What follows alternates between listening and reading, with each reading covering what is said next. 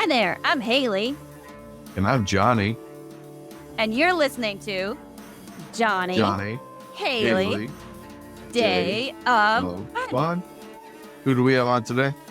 I don't know. Let's dive in and find out. Well, welcome everyone to another episode of the Jonny Haleigh Day of Fun podcast. I'm Haleigh. That's my brother Jonny. And C.S. Brennan is back to join us again. He's joined us on No Small Stories before. Voice actor, writer, voice coach, and doing really well with your YouTube channel, Writer Reacts. Very cool. Thank you. I appreciate it. We are so happy to have you here. How you doing? I'm good. I'm great. Another beautiful day. How are you guys doing? Doing great. Doing good. Jonny and I usually have a little bit of an outline for these episodes for ourselves to guide us, just to make sure that we keep the conversation flowing. But I'm going to go ahead and just take us off the rails immediately. Sounds good. Okay. And I knew you'd be down to play. I know you're chill enough that you're like, whatever you got. Whatever. Song lyrics in life that you have heard incorrectly or that you have often had to correct people on because they have heard them incorrectly. Okay. Song lyrics that people have heard that people like misquote. Yeah. You mean? Like, for example, I was telling John before we started, I had Mambo number 5 in my head. And in the beginning of that song, everybody in the car, so come on, let's ride. I thought it was everybody in the castle, come on, let's ride, which is on brand for me, right? Yeah. Like castle works. But I heard that wrong and my sister had to correct me.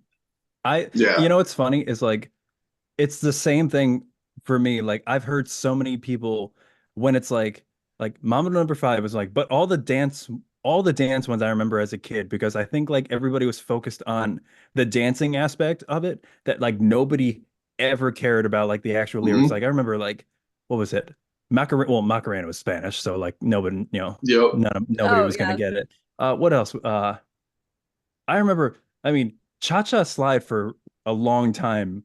Everybody just kind of waited until the song told them what to do. And then they're just like, okay, I'm gonna do it. I don't have to worry about lyrics at all. I'm just gonna listen and repeat. Yeah, sometimes that's kind of what you got to do when you're out on the dance floor, and maybe you've had a few though, right? Like, yeah. I remember like watching people like when I was like older, like when it wasn't like as socially acceptable for me to like jump in and do Cotton Eye Joe anymore. Like I would like stand off to the side, watch everybody do the chorus, and then like slowly start to like depress the energy when like the verses came in, because nobody knew anything about that. Or like I'm just absolutely gonna bop until it comes back. Until the other ones come back around. Or the Baha Men who let the dogs out. Oh my God. Everyone knew the hook. It was just the guts of it. Everyone kind of confused.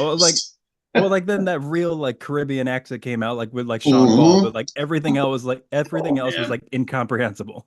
Or Sean Kingston. Oh my God, yeah. Oh God. That one actually like it was good. Like a little bit, yeah. But as far as his accent, oh man. Actually, you know what? That's a good one. Was it Get Busy by Sean Paul? Oh, I loved that song. Like everybody knew like shake that thing and nothing else. Get busy. I love that song. That one was a great one. Oh, I love that. Oh, for sure. Man, I love a good throwback to some songs that I loved when I was young. I was telling. Oh, go ahead. I was compared to like what we got going on now, and like I'm a big advocate for music individuality. Where like I remember seeing a meme a long time ago that had like they had on one side they had Justin Bieber's Baby, and that said like 14 producers, like 12 writers, it took like 6 months to write. And then on the other side was Queen's Bohemian Rhapsody, one singer, one day in a garage. And like the caption was, what happened? No, that is really interesting though, isn't it? And what are your thoughts on that? There's the one side where it's, really super collaborative. Maybe you could say people are really working together on it, but then there's the flip side of like that overproduction element of losing authenticity in the overproduction. Yeah. And this is what happens like when business kind of, gets its hands on anything artistic. It's great if people are working together, but it's even greater if the thing you're working on has real qualitative value. Now, there their metric of qualitative value is how much money they're raking in. Right. How many earworms they can give out. I'm a huge earworms. It's funny that you guys like started off with lyrics, because a lot of these lyrics, I mean, their whole mindset is, how do we appeal to the 10-year-old Japanese kid and the 80-year-old woman in Ukraine? Like, how do we write a song that's so vague that it appeals literally to anybody? Just a blanket. Yeah. And so absolutely. So your motive is marketing and money, which is fine if that's if that's what you want to do. But I don't know, like, there's so many pop songs these days that are just so disingenuous. I go back to the throwbacks, because I'm like, this actually meant something to somebody, That's why I really dig some of the indie stuff and some of the, like, and I never say that. Is it Hosier or Hosier? I never say it. Is it Hosier? I don't know. I don't. Yeah, either one. We know who you're talking about. Yeah, right. But I've been listening to his music a lot lately too, and I just love how he's got a lot of range in the sort of styles that he uses. The lyrics are incredible, and I appreciate like really good lyrics, because I get what you're saying, that it becomes so uniform and so general that you can't, like, the music is fun, and it works for an earworm. I love that term. I'm going to say that more often now, but it doesn't really resonate in a meaningful sort of way. Like I like I like being able to apply something to my own life, like that's not an issue. But I also feel for the artists who lose that voice in in the pursuit of fame and whatnot. You guys watch anything or listen to anything from Bo Burnham? Oh yeah. So he has a song all about that called Repeat Stuff, where he talks nonstop about just how vague you can make these lyrics, so you can appeal to, like, the teenage market that's the most loyal fan base. And he's like, I love your eyes and their bluish, brownish, greenish color, and I love how your torso has an arm on either side. An arm on either side. I love it how you're symmetrical like that. That's really cool. So, well, I just watched the Beach Boys documentary on Disney Plus or whatever. And that show is kind of in the 60s of how they commercialized that boy band image, because they came out before the Beatles took over, the US or whatever you want to talk about. But they were marketed very much as just a early boys band. You know what I mean? They went in and recorded a couple songs, and then next thing you know, they're touring the Midwest. It was like I think they were all like 17 years old. So they pushed it hard in the 60s. But yeah, I get what you're talking about for sure. Yeah, they're still kicking too. They're still performing. Oh yeah. That's a good documentary if you guys want something to watch. Yeah, I always love a good documentary. I dig the Beach Boys. Good vibrations. I'm all about it. Yeah. Well, I'm so glad we jumped into an off the rails conversation then. How fun. It's fun. It went well. But we do want to know, so like, talk a little bit about what you've been up to lately. What are you watching on your, because I have seen your channel is doing really well, and I'm digging your content and the things that you're looking at. But like, what's your favorite kind of stuff that you're watching right now? So right now, I don't know. I've been getting really into, like, I don't know. I'm starting to find now, I'm like, I turned 30 this year, so I'm really finding like my interests are changing to like stuff that I would have found boring like 10, 15 years ago. I'm really into like travel food shows now. Oh, we were just talking about travel too before like that's a dream we have. Podcast travel life, where you're just traveling and podcasting and doing your vlogging kind of stuff or whatever.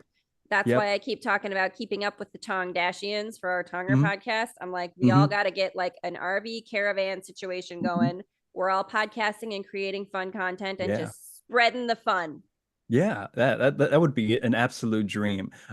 There's this show on Netflix called Somebody Feed Phil, and it's by it's the host, the main person is Phil Rosendahl. He's the creator of Everybody Loves Raymond.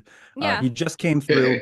I went to his show. We had a little discussion at the end, and he's got this quirky vibe, but it's all about like in this, I don't know, in people increasingly wanting to stay indoors, domestic, whatever. The whole vibe, and what all these travel shows are. It's like, explore. There's nothing wrong with exploring. And if you want to be motivated by food, be motivated by food. Like, it's the best way to get people out there and try new things. And I love traveling too. So they're all the nonfiction travel shows. I'm waiting for my Only Murders in the Building to come back. Oh yeah, I've heard that Hulu, one's a good one too. Yeah, with Steve Martin, Martin Short, and Selena Gomez. Yeah. It's got such a different, unique vibe, and those two as a comedy duo are gold, absolute gold between Steve Martin and Martin Short. Oh yeah, absolutely, always have been. I mean, but I do like that you're trying to go after the things that are more unique and more interesting, right? Because again, it's like it's easy. It's easy to go after the low-hanging fruit of the really super commercial stuff, but like that's not what people are really looking for, I don't think. Now, you want for the sake of the channel, I understand. I've a lot of people have been asking me to review like things like Arcane. There have been a lot of Mike Flanagan shows. I don't know if you dabbled into his stuff. Like, he's more horror, like Fall of the House of Usher, Haunting of Hill House. Yes. Oh yeah, Haunting of Hill House was. No, that's a different one than with the Bly Manor. Yep, that's him too. Okay, yep. I really did like that though, because I thought it was different. The Bly Manor one, like the Haunting of Hill House, I think was a little bit different, but obviously based on like it's an old story. But I really liked the Bly Manor one, how like every sort of relationship story in that series was a love story of some kind. Right. Like there was the romantic love stories, but then there was also like sibling love stories and parent, and friend love stories. It like every story, really, every relationship was its own kind of love story, even when there was contentious things going on. Like I thought that was like such a very interesting thread throughout that whole series for that Bly Manor one. And I'm not usually a horror person. I can do maybe some terrors. I can do some jump scares here and there if I'm at home in my own comfort zone. But like his stuff is more about, like you were saying, the relationships, the drama of it, the beauty of creating this arc, from start to finish. And he'll only do like a mini series. So like he'll use the same actors in every project that he does. So like Bly Manor, it's the same thing. Hill House, Fall of the House of Usher, and a lot of them are derivative off of from old literature, like you were saying with Hill House. And his Netflix miniseries of Fall of the House of Usher is all based on Edgar Allan Poe's work. Right. And I love it. And one of the things that I worry about is how do you take somebody like a master writer like Edgar Allan Poe and do his work justice?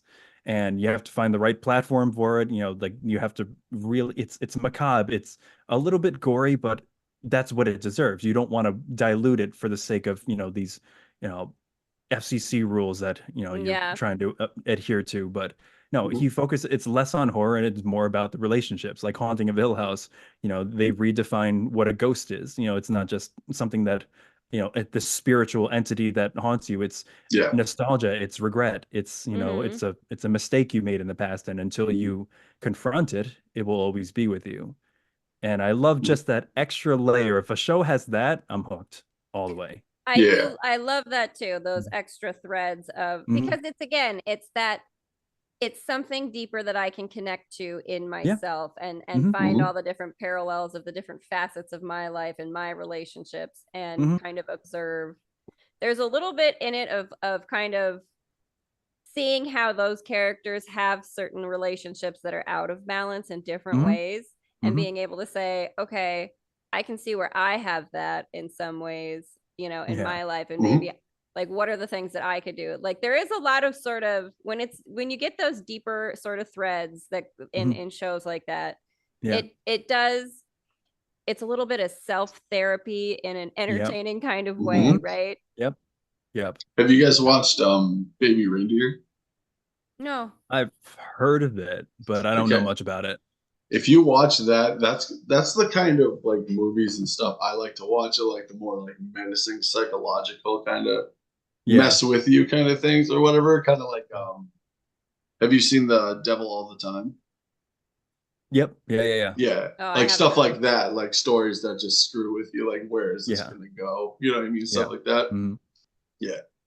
I do like some. It depends on how weird though. I mean, some of them go off the rails. So that like there's one on Netflix I remember that Aisha and I were trying to watch a couple of years ago. I'm thinking of ending things, and it. Have you seen that one? No. Okay, well, don't bother. Okay. Like it really because it really like it was weird and it was kind of interesting weird until it just like dragged on too long and then got really like it's kind of like how at the end of Stephen King's the spider turtle thing just makes me go, bro, no man, that's not what we were doing this whole time.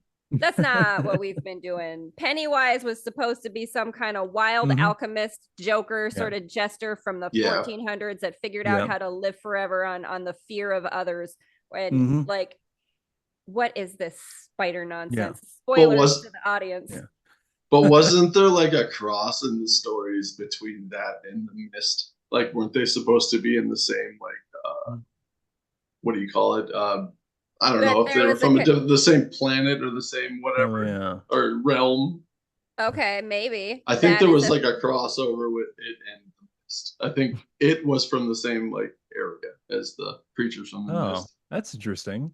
Okay, yeah. Or something like that. It was that or the gunslinger. One of the two. I can't remember. I mean, I'm not trying to sit here and like that is like shit talk one of the most prolific like horror writers of our current, era. I'm not trying to do that because I wouldn't do that to H.P. Lovecraft either. That's my boy. I'm just saying. Yeah. Right. Now, do you mind if I throw go ahead. No, go ahead. Do you mind if I throw a question to you guys? Yeah, go for it. Okay. Can you think of either like a film or a TV show in which you felt like patronized the audience? Like when I think of like a show or something patronizing, I think of a show that has like that one character that's just there so everybody can explain the plot to. Like all this expository, like, oh, what's going on? Oh, well, this happens and this person does this. And I'm like, I mean, okay, like, show me. Don't just tell me. Like, I can figure it out. Don't patronize me with this huge monologue of backstory. I was just having that conversation the other day with someone about, and because I love the quote from Eddie Izzard. You know who Eddie Izzard is? I love Eddie Izzard. Love Eddie Izzard. And said in an interview once something to the effect of don't talk down to your audience. Expect that they can rise up to your level and they will, right? Yeah. Give them that confidence that they can figure out what it is that you're saying. I don't, that's kind of hard to think of a show like that because I probably turn those off so fast. Yeah. It's funny, like a lot of the recent Marvel stuff, there's always that like one character that doesn't have superpowers that's just there for the comic relief. Like I think of did you watch like Shang-Chi? I haven't watched that one, but like I get what you're saying. Okay. I'm kind of thinking of like I get what you're saying. Yeah, that like it doesn't quite fit into the rest of it. It's a little bit just for here's what comes up for me. Remember the Batman? Okay, which one was the Batman with Arnold Schwarzenegger? And it was a toy cash grab for McDonald's toys. Was it Batman Forever? Is that the one with, I mean, listen, I love Uma Thurman as Poison Ivy. I'm not trying to say I don't, but like who played Two-Face in that? It was Tommy Lee Jones. Tommy Lee Jones, yeah. Tommy Lee Jones. And that's a crazy cast. That was the Joker one. Those are two. No, were they all? They weren't all in the same one. I don't think so. Were they? No. Oh, maybe not. Yeah, the Joker and Tommy Lee Jones was a different one. I'm more okay with that one because I love Jim Carrey. Oh yeah, the other one was Bane and Bane, Poison Ivy. But like I mean that one, it's not quite the same thing that you're talking about, but a little bit where it's more like still. Yeah, there's did you watch the live action Mulan a few years ago? No. I refuse to watch the live action Little Mermaid just because I'm like, will you just make new characters? Will you there's not a lot of originality anymore. No, everything is derivative. Like they're already doing a live action of Moana, and I'm like, that's not even a classic, but whatever. Like there was a character in Mulan Mulan was not the same story when they did the live action version of it. Like let's take all the fun stuff and throw it away. and we're gonna Mhm. like have this witch that's basically like the video game NPC in the film that's just telling them the next plot line that she has to do, and then telling like the next thing that she has to do. And I'm like, it's so boring when like the characters are just like Well, verbally and vomiting that's the plot on me. yeah, because Yeah. I want to You know, follow the story and be in the experience of the yeah, character. And when you're in the yeah, experience of the character, you don't need the yeah. plot line Mhm. explained to you. You're like, No, yeah, I'm here with what's Yeah. yeah. happening to them. I Mhm. get it. Yeah. Well, I tell There's so much I could people, say about live action stuff, but yeah, yeah. I tell Please do. people that Prisoners is like one of my favorite movies just oh because it yeah. doesn't give you a whole lot to go Hmm. off of. You know what I mean? Yeah. You kind of have to put it together as they go. You don't know where Yeah. it's kind of going. Mhm. Like, that's kind of what you're saying? Yeah, Just like, I love yeah, that stuff. Love yeah. it. So Oh Yeah, yeah, go when ahead. you have to Sorry, like I no, cut you I off. should like no, you do like I love that too. When you kind of have to Mhm. figure out the Mhm. puzzle a little bit, right? Like Mhm. that's Yeah, what I really enjoyed about, and I know you don't necessarily like horror, but we watched 30 Days of Night for yeah. Halloween last Okay. year. Hmm. And I like I was sitting there going, excuse me, what's happening? This is Yeah. a good little Yep. like I was a little bit lost and confused and kind of a little bit annoyed about it. But then Yeah. like once stuff started to come together, I was like, oh, Mhm. oh no, Yeah. okay. I got it. Very Yeah. cool. I dig it. Yeah.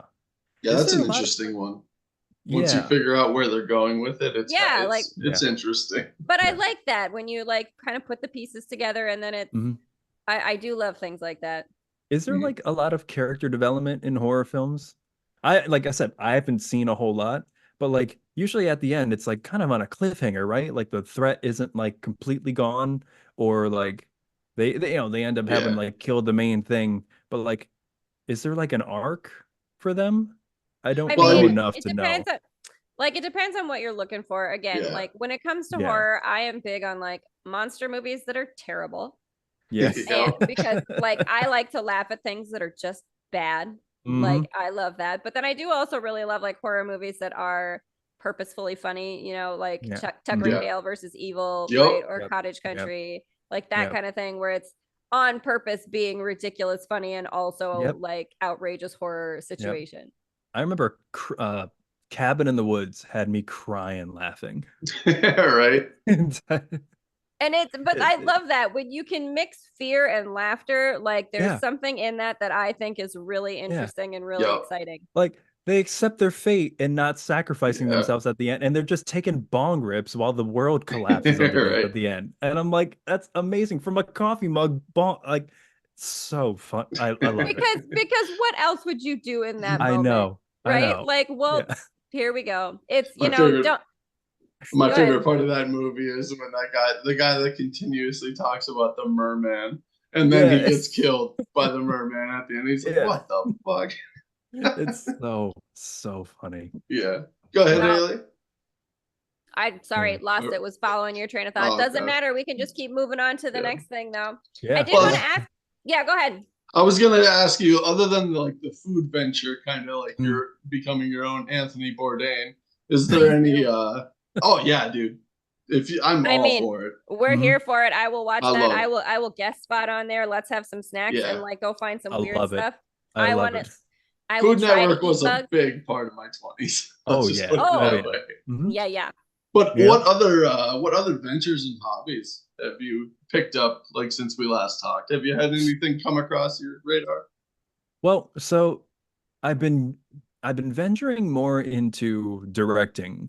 I think I Oh, was more on the Okay, kind of the cool. performative side, but I found myself uh, kind of I don't want to say judging others. That's not the best way, but giving more tune sets. And in the performing world, everybody has an opinion. Like mhm. Oh, of you course. take a performer and then you take the vibe of New York City, and both sides have equal strong opinions. Like one of the things that a lot of New Yorkers will agree is there's no such phrase as "I think" in New York. Yeah. If you go away Okay. and ask them, like, yeah, what's the best? I just went to this, DiGiorio's pizza place, and they're like, that's not the best. They're like, there's no, I think, like, I they're love it. set in their convictions, and they will fight for it. They will literally Yep. fight for it. So, you know, Good for them. I applaud them. right, You know what you yeah, know about you. Good for mhm. you. Yeah, and one of the thing in the performing arts and just any arts, because you're just bearing your soul to people, is Mhm. if you don't know what you are and what you want, people will tell you. And you have to be concrete in who you are in your craft, because you'll have a bunch of other people interpreting it for you, and you have to have that kind of center. So forcing yourself to know what you want, what you're interested in, what you're not interested, what works for a performance and what doesn't, it kind of thrusts you into that directorial mindset to where, you can have this vision for a project. And even if you're not, headlining it yourself, you have an opinion on it. And, that kind of stuff may just happen circumstantially where somebody will be out, you'll have to step it up. But I find myself being not happier, like in the point in my career where I don't mind taking a step back behind the camera to give my 2 cents. Maybe just a bit trying out the orchestration element of it, right? It's one thing to be a piece in the play, but I get to orchestrate it and create my tongueverse, right? Like that is the fun bit. So you jumping into that and doing it, rock and roll. Well, you're also speaking from a place of experience. You know what I mean? Like you can envision what you want on the camera. You've been on both sides of the camera, so you can kind of translate that to an actor. This is kind of what I'm looking for. If you want to run with it, run with it. If not, do it. This is what I'm looking for. Right. You talked about, you do have that coaching experience as well with like the voice actor coaching and the public speaking coaching that you've done. So, obviously you've got that experience and that sort of understanding of how to elicit what people are trying to convey and what you want. Right. So you're able to at least communicate that to them and kind of give them some, I mean, you are able to give direction. You've already been doing that on a one-on-one basis, right? Why not put it in a project? Just expand it out. Yeah. And directing is such a different beast, because you have a multitude of other things to worry about. When you're just performing in it, you have one goal, and that's, your character, whatever your character has to do. Now you're dealing with things like lighting, sound, coordinating with storyboarding, writing teams, things like that. In plays, right now I'm starting out dealing with more amateur people, which is completely fine. I love starting at, the grassroots foundation with some actors, and a lot of actors you'll get. And I think we talked about this before, the difference between film acting and stage acting. You'll get a lot of people who are either first time actors or not used to the type of acting you're doing. Say, like, we're doing something in the theater. They'll be the newer people will be very film acting, like, which is very small, very subtle, a little more introverted. Whereas you take a stage actor and you put them in film, and they're way over the top and almost diva-ish, and you have to really bring them down.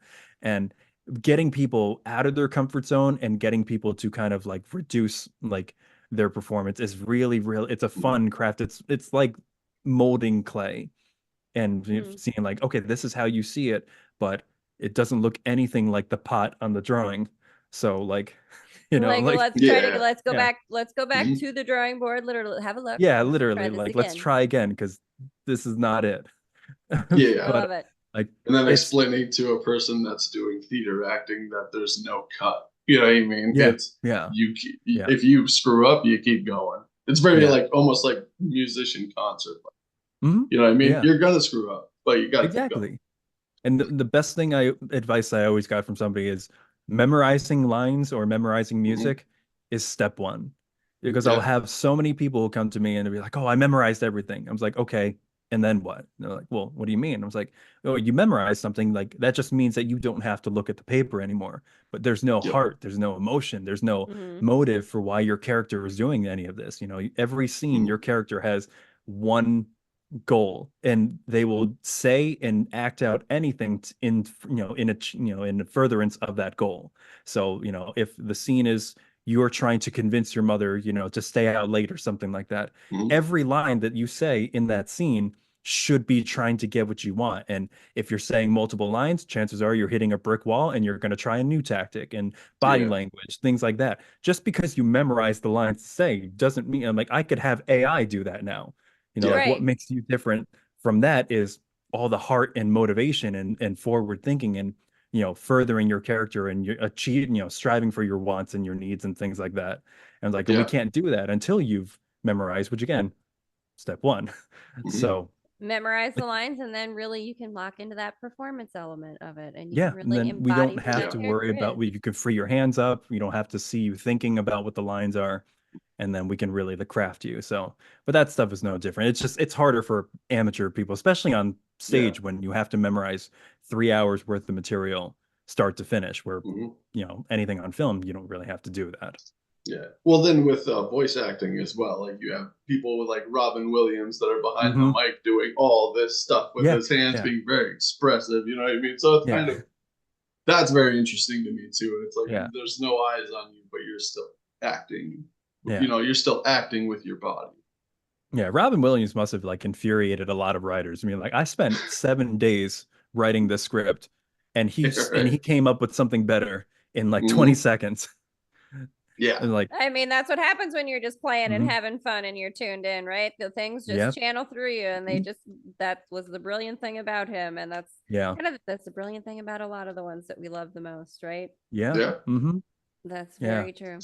And oh, go ahead. I was just fanboying over him. He was unique. Like never going to be another one like him. He was a rocket ship of a personality for sure. Yeah. For sure. I mean, fanboy over Robin Williams forever. I have no problems with that. You know, we could spend the next hour doing that and I won't complain about it. Yep. Absolutely. But I did want to ask you about, because I was checking out your channel and I saw you had like a little short that you had about where's the art and finding the art.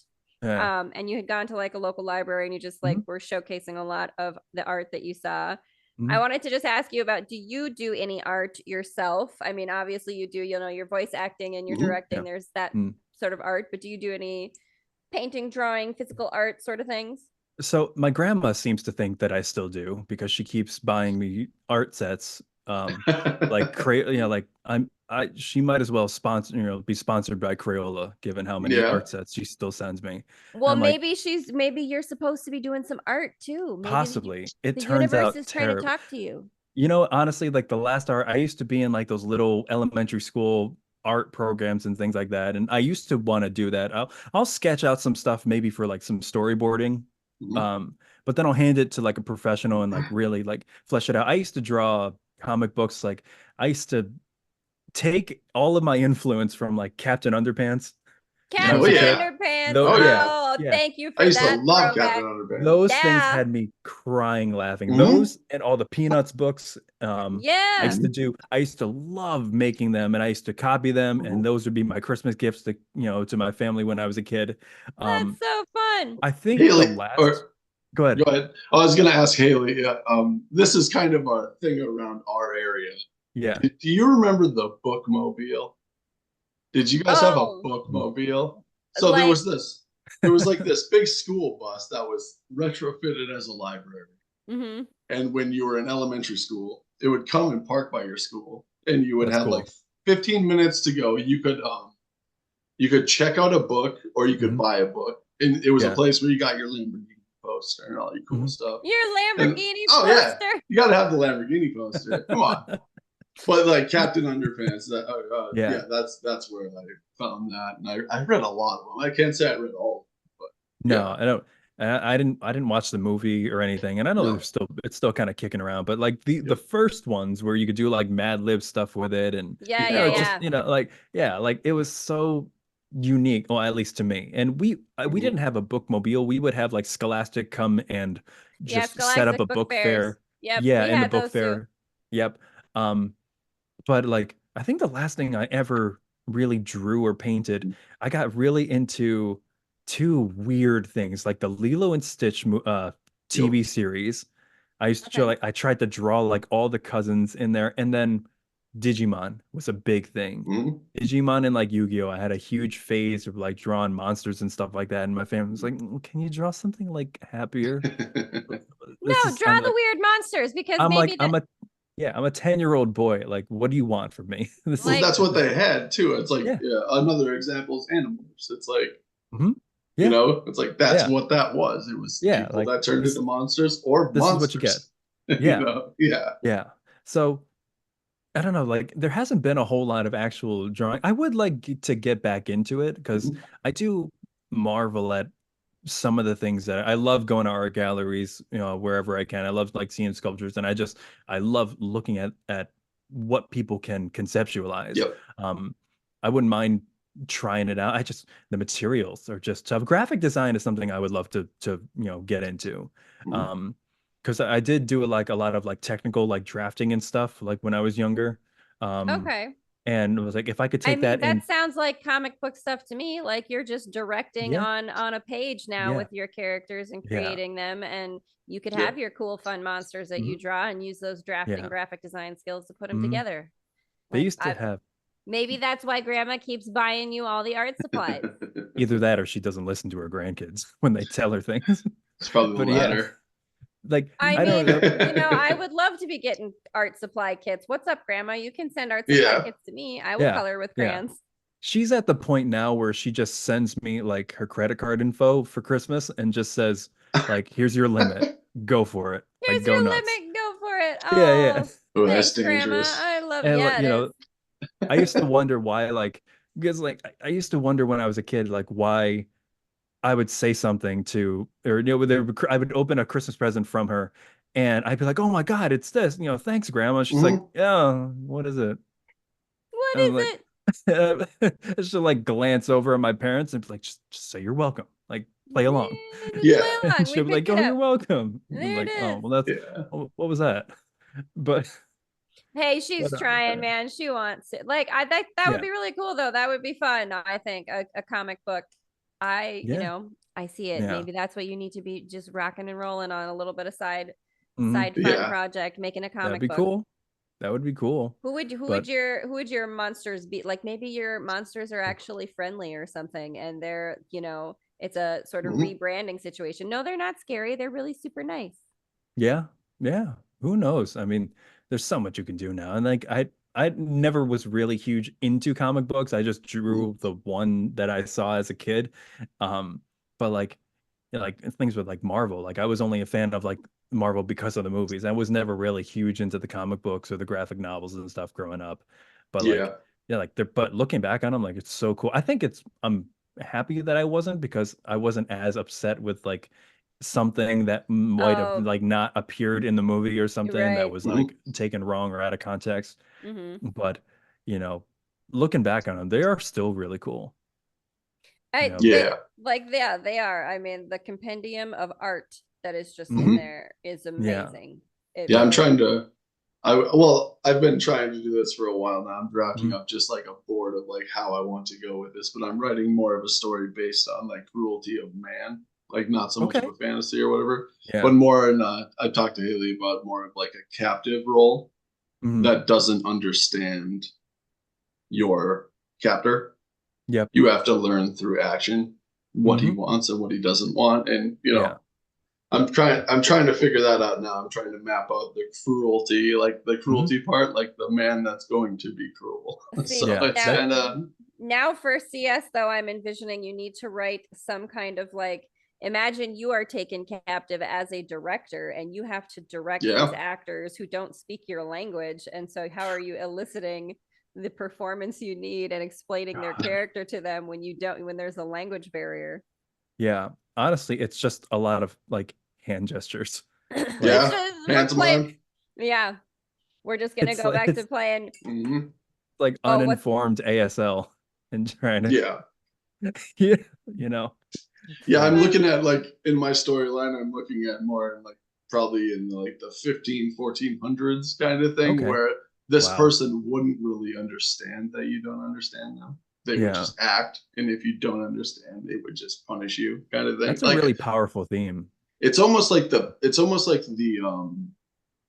vision of like, or the aspect of being a pet. You know what I mean? Like how a pet is. You know what I mean? Kind of thing. That's kind of that in on a human. Like, and then you learn that he can be not so cruel, but you know, I mean, there's aspects I can go with it. I'm not really sure where I'm going with it yet, but joys of writing.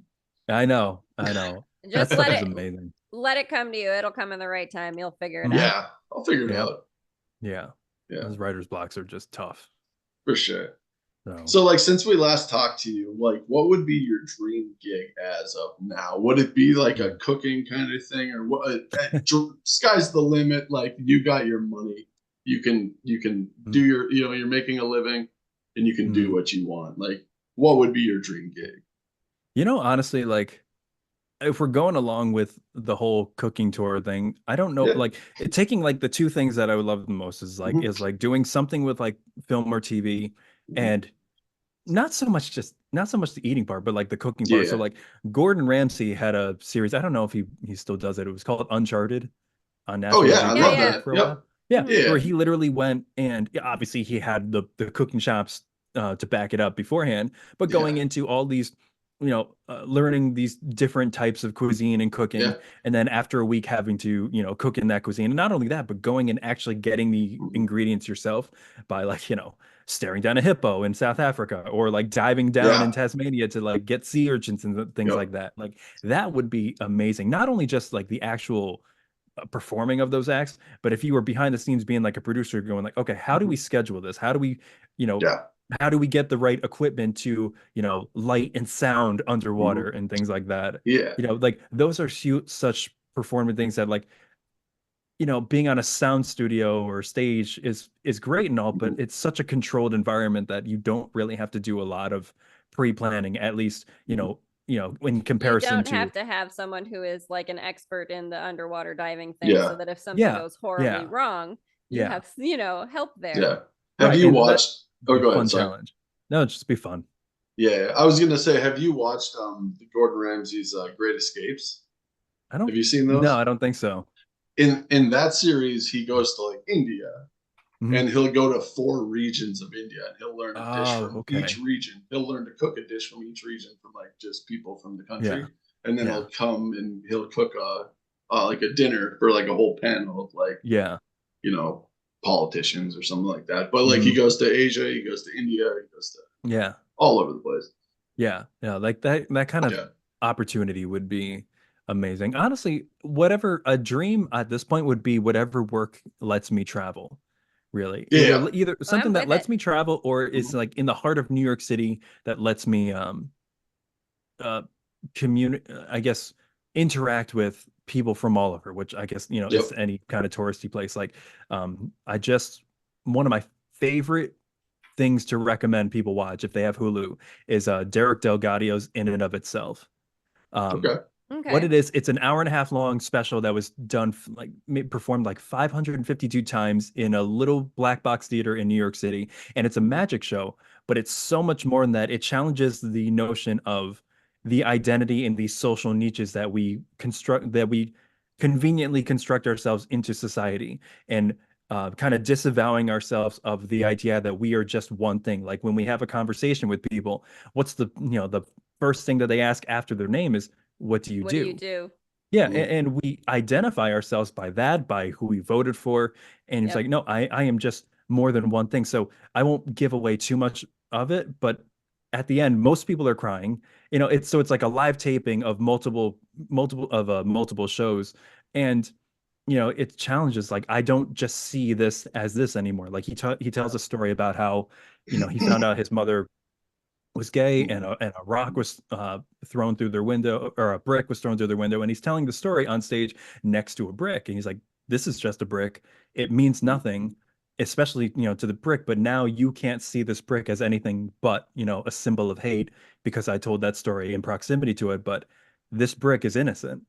um Mhm. and he'll have people, there's a wall before they show up that says I am, and then they can pick whatever little thing they are. I am an ophthalmologist, I'm an optimist, I am a free thinker, things like that.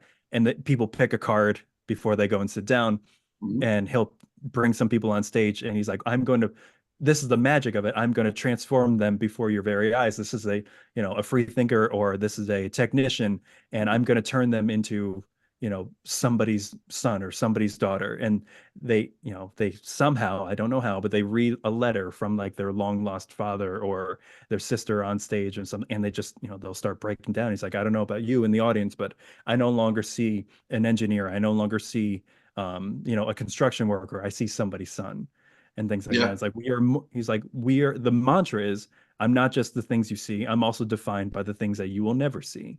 Mm-hmm. And Yeah. it's I that's why I bring that back to art and knowing in your convictions what you are and what they say you are, because he tells a story about how there are a bunch of blind men, and they put their hands on an elephant, and each person puts their hand on a different part of the elephant, says, this is a rope. No, this must be a tree trunk. And you have all these people telling you what you are. If you don't know what you are, you might be convinced that you are not, what you've believed to be. And it's a really, really, really powerful, performance. And I recommend that so much to anybody who wants like a good feels night.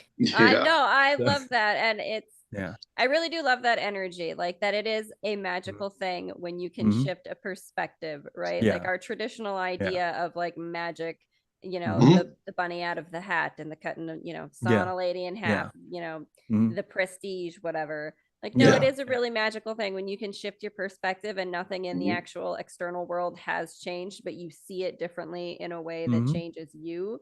Right. And I really do love that paradigm shift situation, right? Like the magic is everywhere if you just look the right way. I was telling Haleigh before this, one of my favorite quotes as far as the art world came from Marilyn Manson. And he said, art should always be a question mark. It should never be an answer. Should always be expansive. And that always stuck with me. That stuck with me since I was like 12 years old. It's just kind of writing music. I'm not a visual artist. I write music, but like I kind of dive into writing music as that. It's like kind of, as far as the music goes, without lyrics, kind of let people figure out where this is going to go or where it is. You know what I mean? It's like, just do your own thing. Let people interpret it how you want it. Absolutely. I'll like riff on piano. I haven't done a whole bunch of live streams lately, but I want to get more into just doing little late night piano sessions, be the score to people's mundane chores at night, or if they can't sleep, just flip on something like that. I did it once and it was all right. My chops weren't as great as I wanted them to be, but whatever, you did it. That's what matters. Just I love doing keep flowing with it. Like I love music from like Italian film scores and Vince Guaraldi. If you guys ever watch any of the Peanuts cartoons, the Charlie Brown cartoons, the Jazz Trio, I love his like stuff there. And I'll play something from like some film score or whatever, and everybody will have a different interpretation of what they see from it. I'll have them close their eyes, and I love that. It's completely up to them. Same thing with art, like just going and seeing a statue, like what emotions do you feel from it? Which is why I really like contemporary art, because it's less about the technique and more about like what your interpretation of it is. Whereas you got like Victorian stuff, it's telling you the story, it's telling you kind of what to feel. Well, and so I do abstract art, and I call it sort of like intuitive energy, like abstract art, because I just flow with it and I just see what comes out, right? But that's what I like about it, is that there's so much more. Like I can look at it and see all kinds of different things, but you could probably look at it and find all kinds of different interpretations and what is evoked to you, right? That's why I kind of want to put some art behind me, because like I do have a lot of art just sort of sitting around that I got to find something to do with. But that's what's fun about the abstract nature of it to me, is that it can be so many different things to anybody who's looking at it, and have, I can put the interesting thing to me, and maybe you can speak to this when it comes to your performance and the things that you do, maybe not just in art, but like for me, it's interesting to think that like, okay, I have a certain sort of energy that I put into this artwork, whatever mood I was in, whatever state of consciousness I was flowing with at the time, right? Like, I am fascinated by the idea that I could like encapsulate that energy in that art piece, and that it could be sold and go up somewhere else and still have that energy and speak that message, whatever it is, even though it's not something like really detailed or like you say, classic, art and very defined, that it could still speak that energy to someone who's looking at it, and they could still have the different emotions evoked or interpretations of it and what they see. Even though there's not necessarily a visual structure to it that is, again, that detailed, that classical sort of drawing or telling a story or depicting a landscape or an image. Absolutely. Like you look at painters like Monet and Van Gogh, and you're more in awe of, well, one, it's famous and people tell you it's famous, so right, it kind of has this aura around it. There's a big, piece of plexiglass and a red rope in front of it and all that. So it's got to have importance. Right. But like you're more focused on the brush strokes and how they layered the painting and how they did it. It's more about their technique, whereas your kind of art, I would argue, is a little bit more selfless in the sense that it's not really about focusing on what I did to create it. It's more on how it affects you. And the focus is more on the person, who's viewing the art than it is, the person who's actually, creating it. And it's like, this is for you to interpret. Like once it's out there, it's pretty much public domain, and you are free to, juxtapose it with all of your traumas, all of your, free thoughts, and it's become yours. And, that's one of the reasons why I love abstract so much. It's because it kind of becomes the people's art, once people see it. That energy of like, maybe this for me, like I'm in my mind, I'm thinking of one that is very sort of like water and electricity. When I look at it, is kind of what I think of. Right.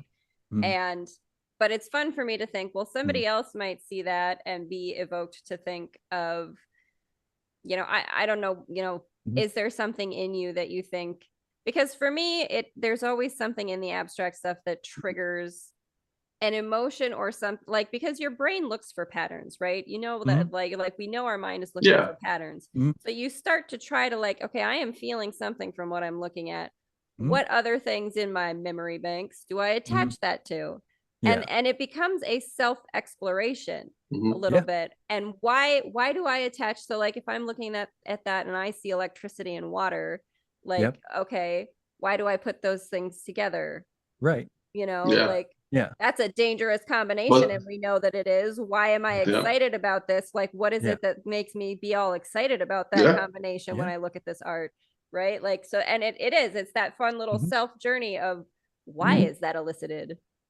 Yeah, exactly. Well, that artist did their job. I would say they tried to elicit an emotion from you, and it happened. Yeah, that's what you want. That's the best. Is. That's the best outcome of art, I would say. You went with it. And you were just, What's the best art gallery you've ever been to? I've actually been to like, Museum of Modern Art. I've been to a number of like the kind of big in DC and, New York, and I've been to some gallery. Like, my favorite places are still the little teeny tiny places that are just like that have local artists in there. I love going to like the local art galleries, even just in my area in Sioux Falls, South Dakota. Like, I want to see what people are doing around me. Like, the big ones, it's like, I get it. It's cool. It's fun. You got into the big spaces, but I really love seeing that it's that sort of organic grassroots feel, right? Like that there's people who are doing art and who are creating all over around you. Just because it's not recognized by the mainstream big whatever, just because it's not the Marvelverse doesn't mean that it's not awesome.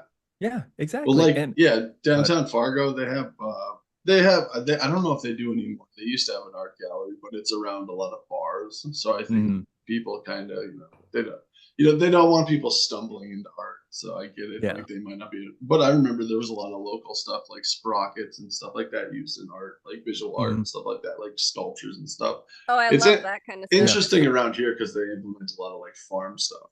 I figured. Sorry, I cut you off. No, that's fine. I love hearing about that. I don't really know much about your area anyway. Come on out. A lot of farms. A lot of farms. I live in Fargo. It's one of probably 4 big cities in North Dakota. One of the bigger ones. It's like the big business center of the state. So I guess but this whole state, this entire state, I think has like 700,000 people. So. Listen, if you are tiny. Y'all city people need to come out here, and you need to just get on a dirt back road and just see some cornfields and just there's cheap real estate. Oh yeah, I bet. Get a house for honestly, that would be the selling point for me. Yeah. You could have like 700,000 people like on any like 3 blocks in Manhattan. Oh yeah, for sure. Given time. It's crazy. Like to think like, and I've brought people from more rural areas to there, and they're like, my entire state is here. My entire town is on that block, is in that building right now coming out of the show. I'll give you an tell example. people. Well, I was gonna say, I frequently tell people, like, there are more people in the Walmart closest to you than in the town I grew up in. Yeah. I'll give you an example of how cheap it is to live here. I live in an apartment that is it's a 2-bed, 2-bath. It's not very big. Kitchen, living room, 2-bed, 2-bath. $525 a month. God. So is that painful a little bit there? Sorry. And there's jobs here that will pay you up to $25 an hour.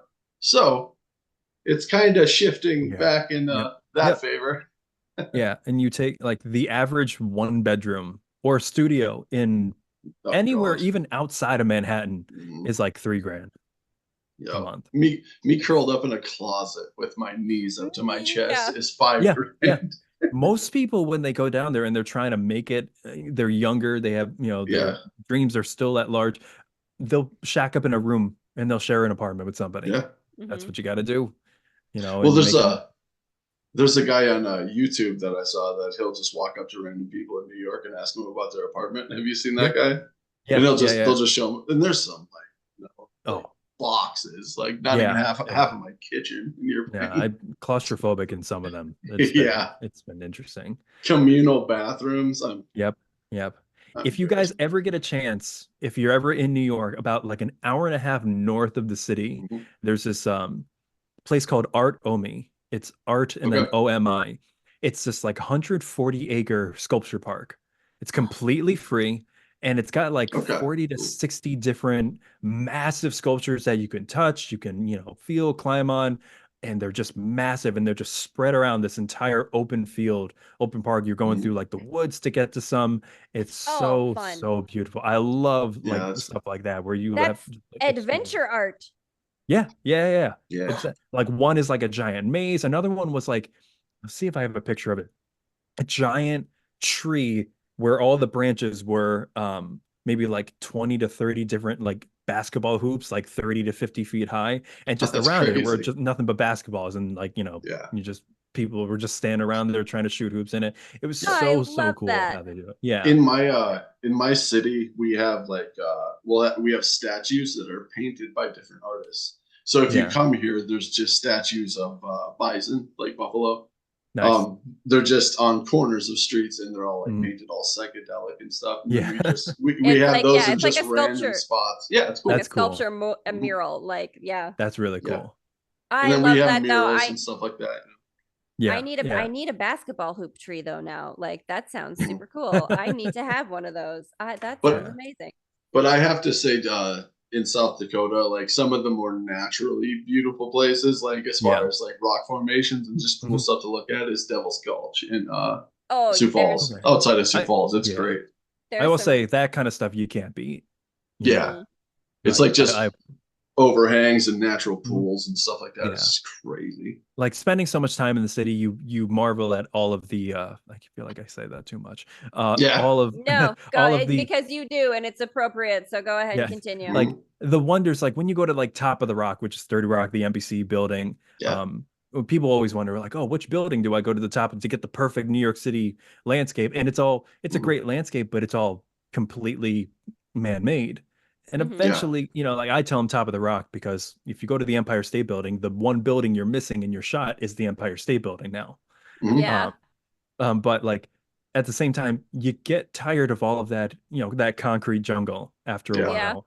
And, I would rather go to the Adirondacks or somewhere just where the beauty is still preserved by nature. Like Sioux Falls, where Haleigh's at, it's a pretty good, because it's about the size of Fargo, like 600,000-700,000 probably, and it has a New York City block. Basically. But it has like 3 hiking national parks. Oh, I mean, we have a whole bunch of within the city limits. It's like stuff like that, like natural. Like if you ever want to go hiking or camping, Sioux Falls is actually a really beautiful place. That's cool. Is it the actual falls? Yeah. And like we have, that it's funny that you say that, because I remember being in New York and going to Central Park and being like, wow, y'all get real excited about grass, huh? Like Yeah. I got this stuff all over the place. I can get to this anywhere. Like I don't have that like I just kind of was like, oh, okay. Central Park is just a yard that you guys get to like experience. And that park was completely man-made. Yeah. Like they didn't just build a city around it. They made that whole park. Yeah. So it's fake. Well, the thing about like the thing about the falls in Sioux Falls, though, it's beautiful and it's cool to go visit. But there's a Smithfield plant like a block away from it. I'm so gonna it's say, yeah, I take no responsibility for the urban planning of Sioux Falls, South Dakota. It's just depending on which way the wind's going, you might get some interesting. I will listen. I can take you to the places that are the actual good places to go hiking, where you're not going to have that. Like I'll tell the Palisades, Big Sioux, and the Palisades. There's some good hangout spots there. You can enjoy nature properly, and it's actual nature that wasn't built. Well, on top of that too, the Palisades is where they quarried all the rock for the falls. Oh, okay. So it's and then, right. Is that true? That's true, right? It's like that's where they there's a number of different quarries, but that's what the area is known for, is the pink jasper stone and the pink granite that like all the buildings and churches were made of back in the day. It's so it's like I got claim to fame. Okay. Yeah, there's rocks that are you can tell are cut. And then like there's blasting. I think there's like blasting holes still in the rock. Oh yeah, like you can see where there's like still some of them have like nails in them where they it's really cool. It's like a rose quartz. It's cool. It's cool rock. I'll send you some pictures. I got some pictures. Yeah, for sure. Definitely. Yeah. I know I want to be mindful of your time and stuff, but I do want to ask one more. I know I've been having such a fun time in a conversation. It flies. But one more question. We're kind of rolling along with the money is no object, dream big, do what you want. This is my new question that I want to know from everyone. Okay. All right. Tell me about your perfect day. You get to get up at whatever time you want, go where you want, do what you want, eat what you want. What is your perfect day? Wherever or still anywhere? Here? No, anywhere. You could go on. You could be on Pluto if you want to. Okay.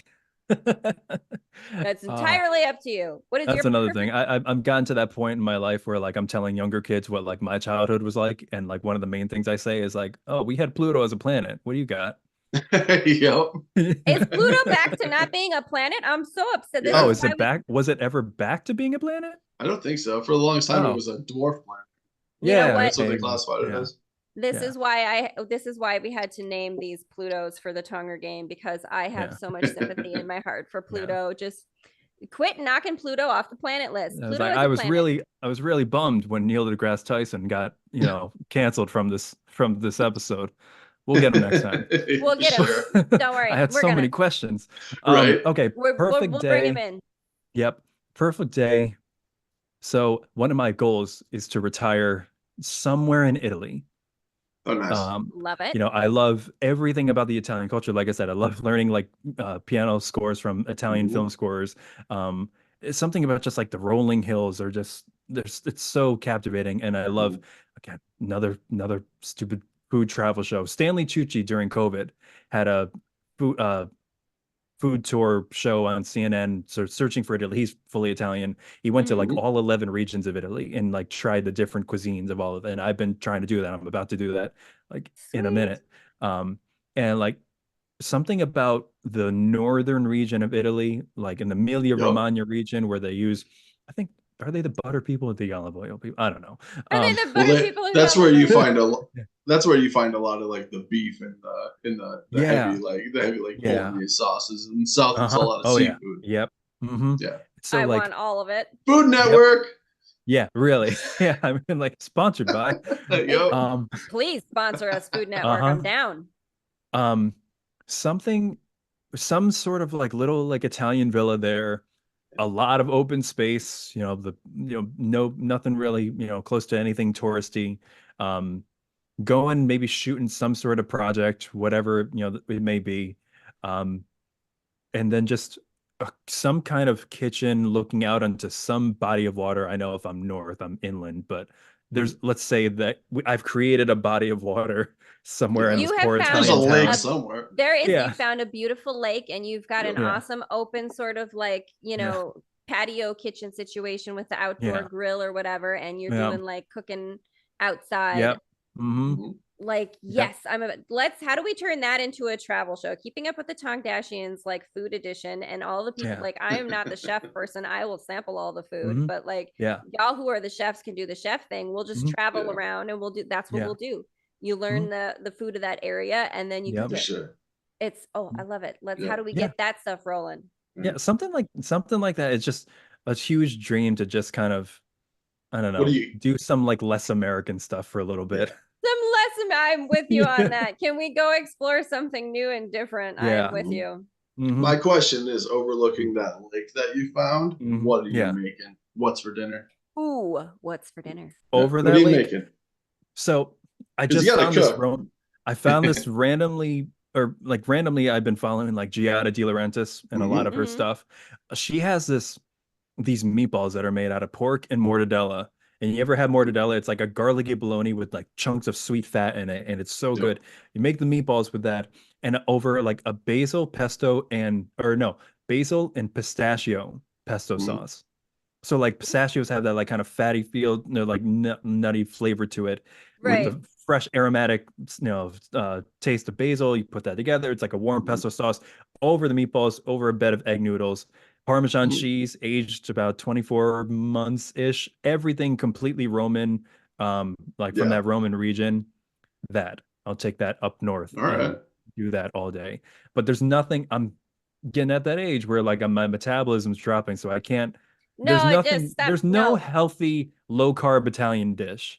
No, we have come to this human experience to enjoy it, and we're just going to anticipate that our bodies will continue to function well, so that we can continue to eat the good, delicious foods. That's what we're going to say. Olives and high cholesterol.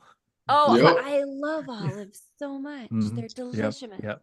Oh, I love it. So fun. I'm down. I am so I can't wait. Food Network, come on over. Bring us in. We're here for it. I love it. Well, before we go though, let folks again know where to find you. Make sure we're telling people to go check out Writer Reacts on YouTube, and where else? Yep. So that's mainly the big one. You can find me at Writers React or Writer Reacts, or email at Writers Unblocked channel. If anybody has any special stories about how they became an artist or what they do to unblock their creativity, I'd love to hear it. But you can find me there. Awesome. Sounds good. C.S. Brennan, thank you so much for joining us again. Thank you guys so much. It's always such a fun conversation. Right. And we appreciate it's fun. It's seamless. I always love it. I have a feeling we're going to have to go for the hat trick. Go for the third episode down the road for sure. Yeah. I'll look up the Airbnbs in Italy now. Right there. Oh, there we go. Our next one will be in Italy. I'm calling it. Oh, yeah. That'd be rad. Rock and roll. I love it. Love it. Thank you so much again for joining us. We appreciate it. Thank you, guys. Thank you. Yeah, thank you. Hey, thanks so much for listening, y'all. I've been Haleigh. And I've been Jonny. And this has been Jonny, Haleigh, Day of Fun. Thanks so much for listening. Check us out on Patreon, patreon.com/JonnyHaleighDOF. And we're JonnyHaleighDOF on Instagram and at gmail.com. Send us your hate mail. We'll read it out loud on the podcast, won't we, Jonny? For sure.